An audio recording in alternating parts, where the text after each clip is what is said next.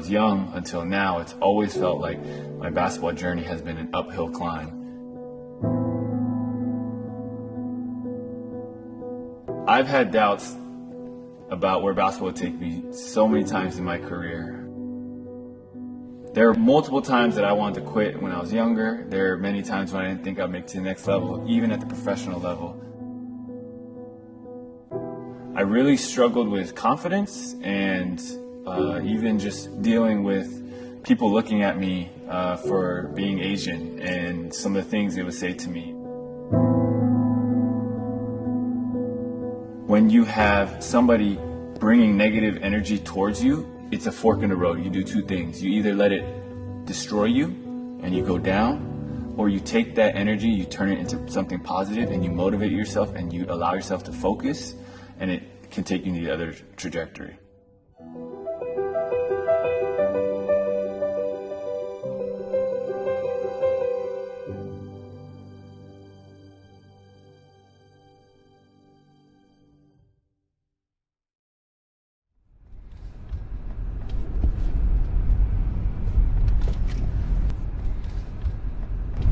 Growing up in Palo Alto, you know, it's a lot of it's a very wealthy city, but for me and my family, we I don't want to say that we didn't have anything, but we definitely couldn't compare to the majority of the people living here. And so my parents did a great job of, I mean, they sacrificed everything and used all of their salary and then some to be able to give us a chance to live here so that we could attend the best schools. He always very passionate about basketball. That means sports when he was little, like 5 years old. And so we just let him do whatever, only if he finished his homework. And because he loved basketball so much, so he's willing to quickly finish homework or do extra, so he can play basketball. So I'm not the Tiger mom. He loved basketball, so he wants to do his homework.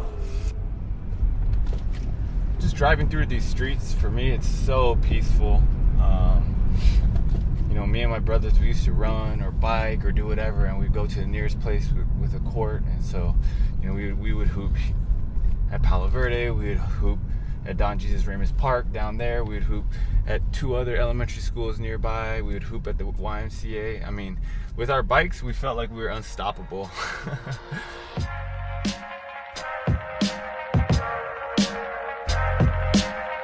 Palo Verde Elementary School in Northern California. My house is right down the street, and all my basketball dreams started here.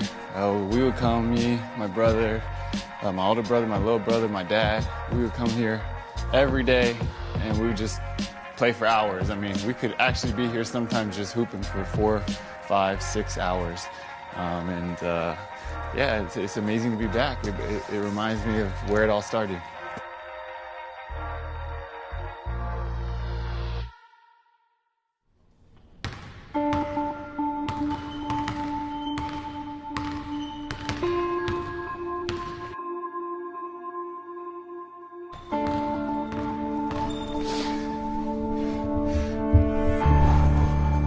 My most important game, for sure, is the state championship game.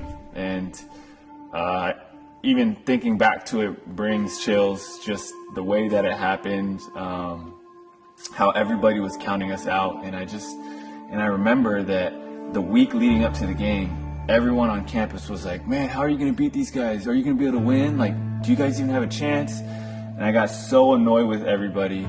By the end, I was like, man, just stop talking to me. Just come to the game and watch. And it was just this feeling of nobody believed except for our team. No one, even on our own campus, believed that we had a chance.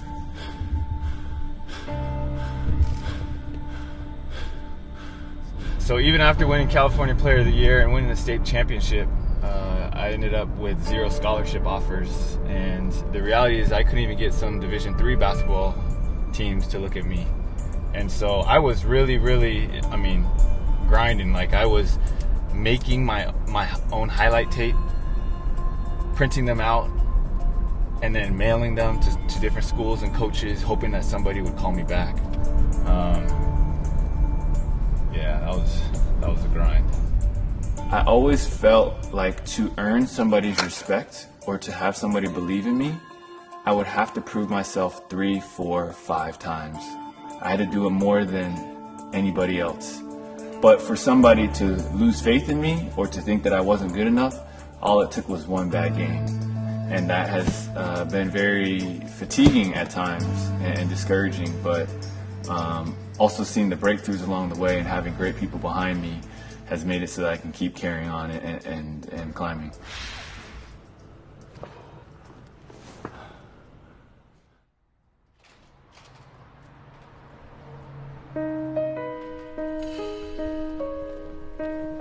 People always ask me, you know, oh, who's the greatest person you had to guard, or who's your toughest opponent? And really the biggest thing, how I'd answer that is the toughest opponent has always been myself, because there's so many things in my life that I can block myself from doing if I give up, if I give less effort, if I don't believe in myself. I mean, opponents will come and go, teams will come and go, leagues will come and go, but at the end of the day, when you play for a long time or when you really pursue your dreams, the biggest person that can stop you is yourself. The biggest person that can help you get there is also yourself.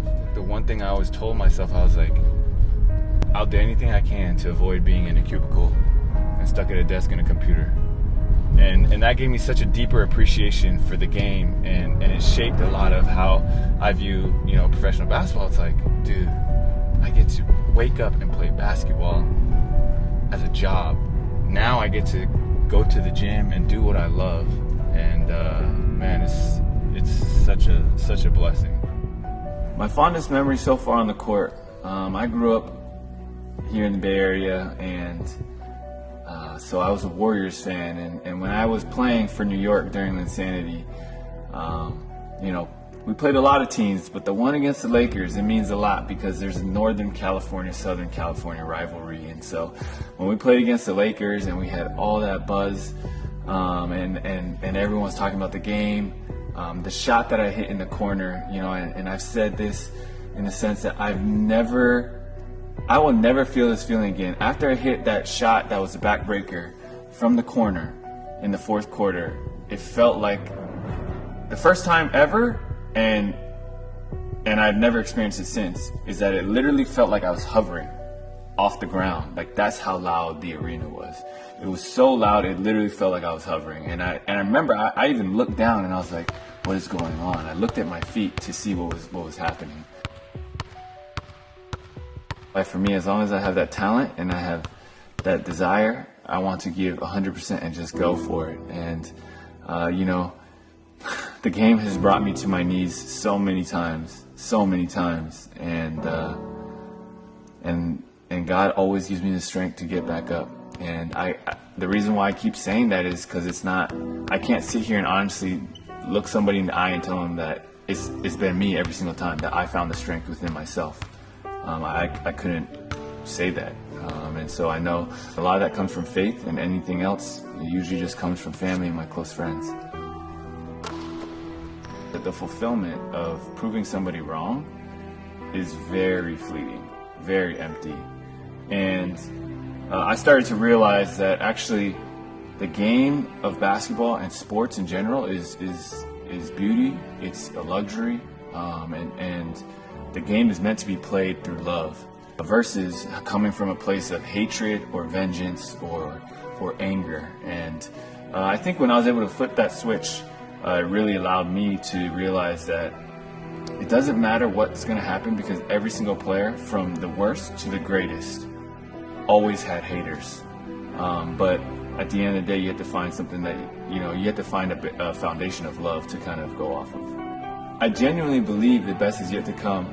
I've had so many of my amazing opportunities taken away through extenuating circumstances, but right now, I still have more opportunities, and I still have tomorrow, and I still have this next season. And so my goal is to prepare and come out and just dominate. And you know, I'm coming in with this nothing will stop me mentality, and that's just something that, you know, every single player should have. And for me, I definitely want to embody that. And I guess now with the kicks, I mean, that's everything that, for me, it's so personal. Like when I think about these shoes, I literally think of that nothing will stop me. And so when I have those shoes and every time I look down on them, it's a great reminder to me of all the ups and downs in my career, but that it's all about continuing to go forward. And my goal right now is I'm chasing this.